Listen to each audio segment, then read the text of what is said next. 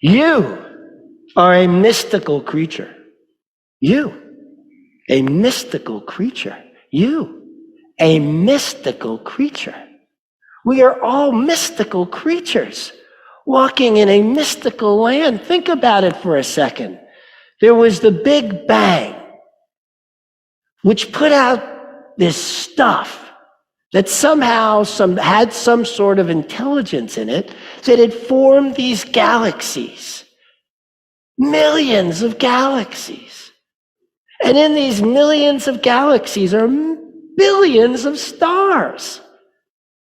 And the same stuff, we have this telescope, right, that looks out into the ancient world and sees, and we get these incredible pictures of this ancient, extraordinary thing going on out there, and the same stuff that formed that formed you and me. Me too. We're all made out of mystical stuff. And sometimes it's really easy to remember that. Like when I'm watching a sunset, the gorgeous colors, the magnificence of it. There are times I remember I am that. You are that.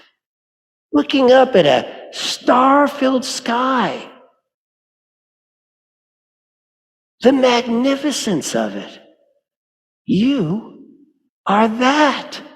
I am that. We have this labyrinth in the middle of this floor, and I am sure that some of you, when walking this labyrinth, have had that mystical sense of who you really are. Am I right? Anybody had that kind of experience walking that labyrinth?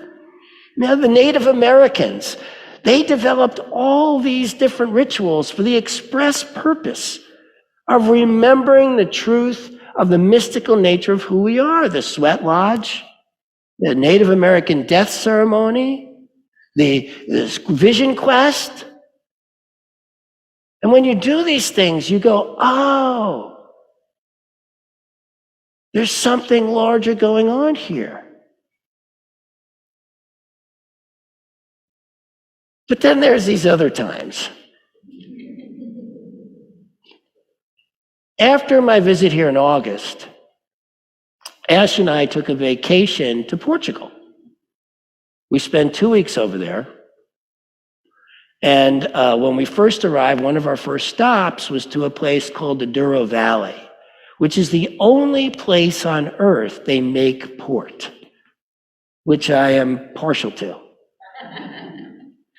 And we went to my favorite winery, Sandeman, up on top of this valley with river running down, grapevines as far as the eye can see, green. It was just stunningly gorgeous.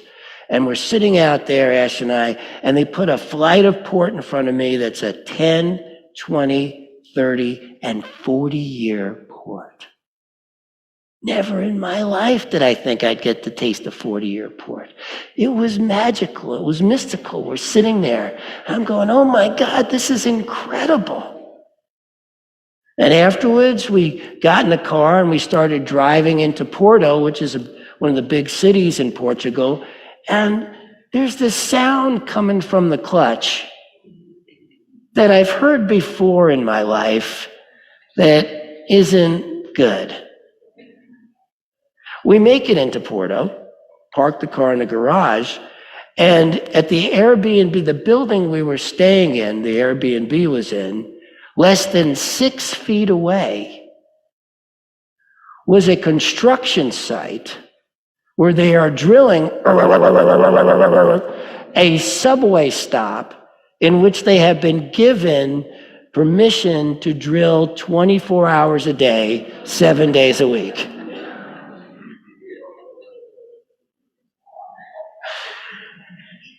So that night, we're trying to sleep as they're drilling away, and I'm complaining like crazy about it. And my wife, being the brilliant woman she is, Ash says to me, you know how you've done all those sweat lodges and gotten beyond the heat? And You did that Native American death ceremony and got beyond the cold. It's now time to get beyond the sound.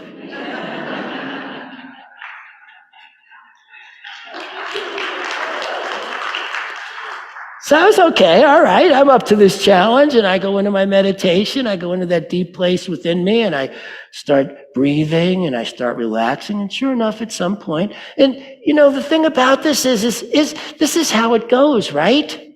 We have these situations that happen in life, and we forget that we actually have power here. Now, I did not have the power to get them to stop drilling. What I had the power of was in here to remind myself that I am beyond this. I am a mystical being. I am larger than this. And I'm not special. This is what's available to each and every one of us. If we're willing to stop when things are getting really bad and go, wait a minute, there's something beyond this that is for me. One of my favorite quotes from Dr. Holmes, and he got the quote from his buddy Aurobindo, is that transformation does not rectify, it transmutes. And I have meditated on that quote for at least 2 decades now, so that I can constantly remind myself when I want to fix something, when I want to make it change, when I want to make it go away, that there's something here for me. There is a mystical sense in everything, so it's got to be in this too, whatever this is. And so this is my opportunity. This is my opportunity to do something that allows me to experience the mystical. And so I did. I was able to fall asleep. And when I woke up, it was silent for 15 minutes. They were on break. And then they're drilling again. And I am not a person who believes that, life is all about just sitting in the mystic. Sometimes I take action in the real world, and I looked at Ashley and said, we're moving. And I'm going to get us another car. She says, I'm going to go get my hair done. So she goes off and does that. And I get a hold of Airbnb, and they tell me what they need from the audio and video that I had to send them to prove that right outside this was going on. And then I called the rental car company and said, hey, we were having trouble with the car. So I start getting everything together for Airbnb, send it to them. And by the time I got everything together for Airbnb, it was about an hour and a half after I spoke to the rental car company. Somebody shows up, looks at the car, and goes, I don't even know how you made it this far with that clutch. And so they call the rental car company and go, okay, these people need a new car. And the rental car company says, we're going to send you a taxi. So I'm outside in the drilling and the noise and everything, because it's not like the taxi can get to the building.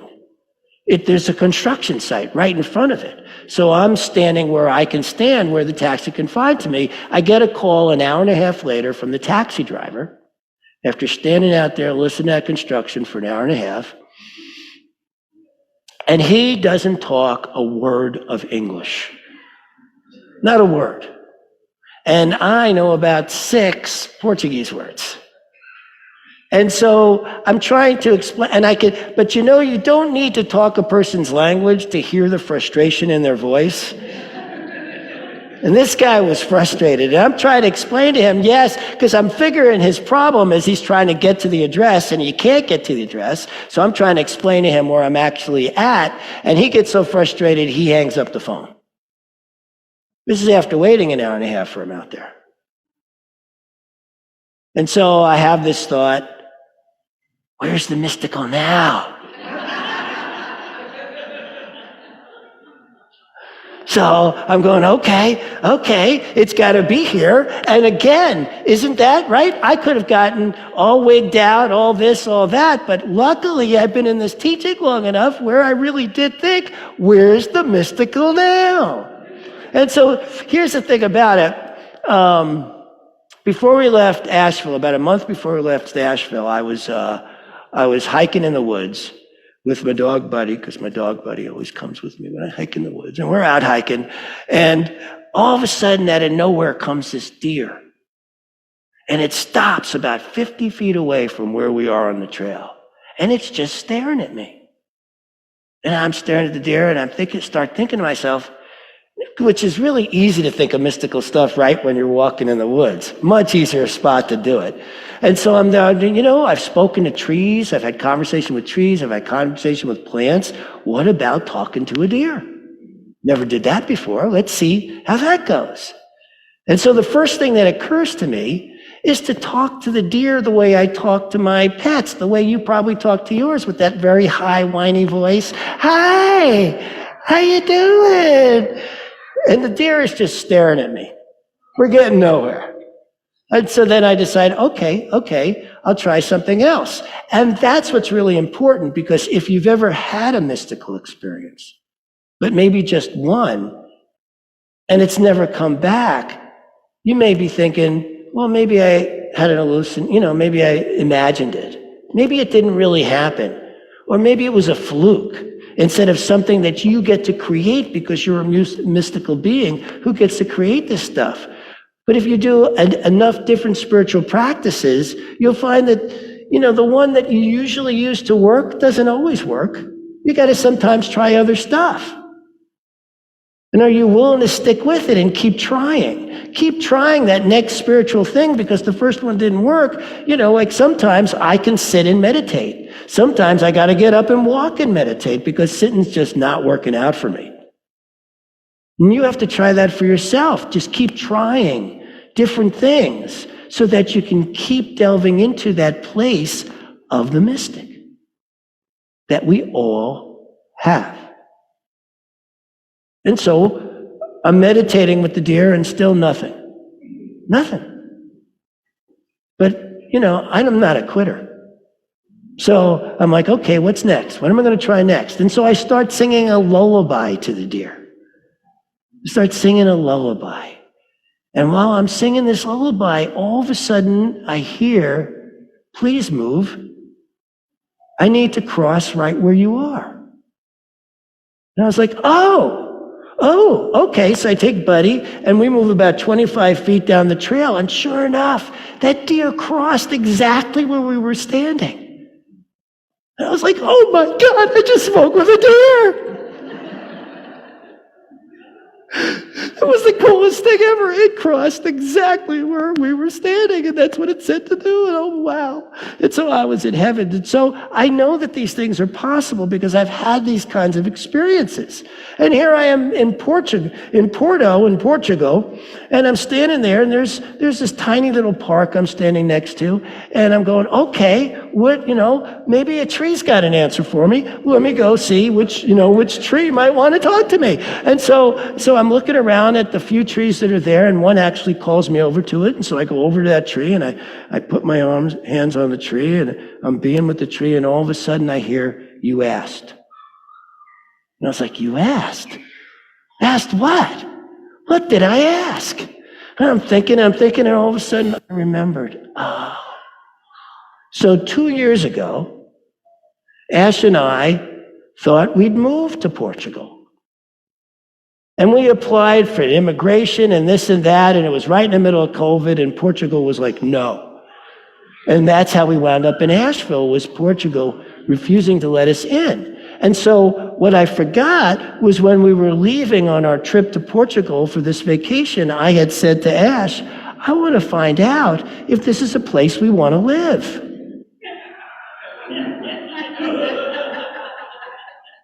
And the answer was no. I asked. So I had an experience that let me know this was not the place for me. And so that's what happens in this mystical experience we call life. Sometimes the thing that's in our way, that's causing us the biggest obstacle, causing us the biggest upset, is actually answering a question we may have asked decades ago or whenever and forgotten, because whether we recognize it or not, we are living a mystical experience. And that mystical experience is answering to something within us that's deep and real, that sometimes we forget because we get caught up in the drama of what's going on there. So you got to be willing to take the time. Take the time to say, hey, there's something deeper here. Let me see if I could find out what it is. There's something else going on here. What can I do to discover the deeper truth, the deeper way of being here in the midst of stuff that can be really hard? And so I put my hands back on the tree now that I understood what was going on, and the tree said, call again. And so I called back the rental car company, and this time I get somebody who talks perfect English. And I explained the situation, how a taxi cab driver can't make it to the building, but can meet me over here by this park. I tell her what the signs say and everything. And an hour and a half later, a taxi shows up, brings me over to the place, and I get this really nice car. Right? So now I've got this really nice car. I come back, and by the time I get back, Airbnb has already refunded all our money. So now we can get another place to stay. And so I decide this time I'm not going to check places online. I'm going to walk around the city, find a hotel that I know I'm going to like, and we're going to stay there. And so I just start walking, and out of nowhere comes my wife. Ash just walks right up to me and goes, hi, with her hair all nice and done. Now, you got to realize this is a city of over 1 million people like this city. Imagine just going out in a particular, I had no idea where the hair place was, which direction. And what time she'd be done. But we just came together like that. And that's how life can work when you get into that mystical mode. Synchronicity isn't something that happens to you. It's something you create. When you're willing to dig that deep. But it takes practice. Practice, practice, practice. Which is why I'm teaching a class called Spiritual Practice, right? Because that's what it takes to get down to that place where we know that things can work out, but in ways that we may not have imagined. I read a story about a woman. Actually, Ash was the one who turned me on to this story. Her name's Ananta Kranti. And when she was in her 20s, she decided to move to Thailand. And she's over there and has some friends over there, and they're partying on acid, on pot, they're drinking, they're having a ball for a couple of days. And then the woman who had brought the acid had a bag of acid. And she said, can I store it here while I go off and see the rest of the country? I'll pick it up on my way back. And Ananta said, sure. Ananta Kranti. And the day after her friend left, the place got raided, she got busted and thrown into a Thailand jail, where they beat her, they tortured her, they never told her when she would be released, and she had to work. And if she did not work hard enough, they beat her some more. This went on for years. There was no escape. There was no way out. There was no way that something different could happen. One day she's lying in her cell, exhausted, broken, spiritually, emotionally, and physically. And she remembers a meditation she used to do many years before. And she starts going deep into this meditation. And deeper. Until all of a sudden, the pain goes away. And she gets her first good night's sleep in years. She wakes up the next day. She goes about her job. That night, she meditates again. This time it goes even deeper, to where when she wakes up the next morning, it follows her. And for the first time in the many years she has been in prison, she notices that sliver of sunrise and gets some joy out of it. She hears the birds chirping and gets some joy out of it. She starts recognizing the realness of the physical nature of life and totally dissolves into her spiritual self, to where she starts waking up with joy. Nothing in her circumstances have changed. She's still beaten. She's still tortured. She's still working. But now she's experiencing joy. This is what's possible when we remember the mystical beingness of who we are. And she took in this sense of freedom so deeply that she started feeling sorry for the prison guards, because she knew that one day she'd be out and they'd still be stuck there. The people beating her, she now felt sorry for. She now felt love for. She had reached that deep a space. Now, one of the other tenets in our teaching is that what you embody manifests. We have this other saying, change your thinking, change your life. But that is way too simple.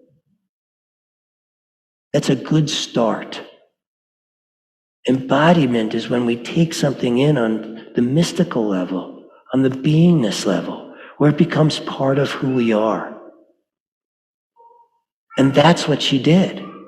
So of course she got released. Because what we embody manifests when we're willing to take it in that deep. And that's what makes spiritual practice so important, because it's really possible to get there. You are all unicorns. Each and every one of you. We are mystical creatures with power far beyond what we believe we have. We can easily fall into thinking the physical is all there is. But I am here today to tell you that is not the case. There is something far beyond it, whereas people in prison can feel the freest they have ever felt in their lives, where joy is possible no matter what the circumstance. This is what we have for us. I mean, life has the possibility of extraordinary. I hope you'll join me on this journey, because that's what I've come here to share, to teach, to grow in myself. That sense of extraordinary. That sense of what's beyond the physical that we can tap. What is the possibility here of something beyond what we think is so? Because there's always something beyond what we think is so. But it takes remembering that we are mystical beings, remembering the truth of who we are to get there. So let's do that together. Thank you. I love you.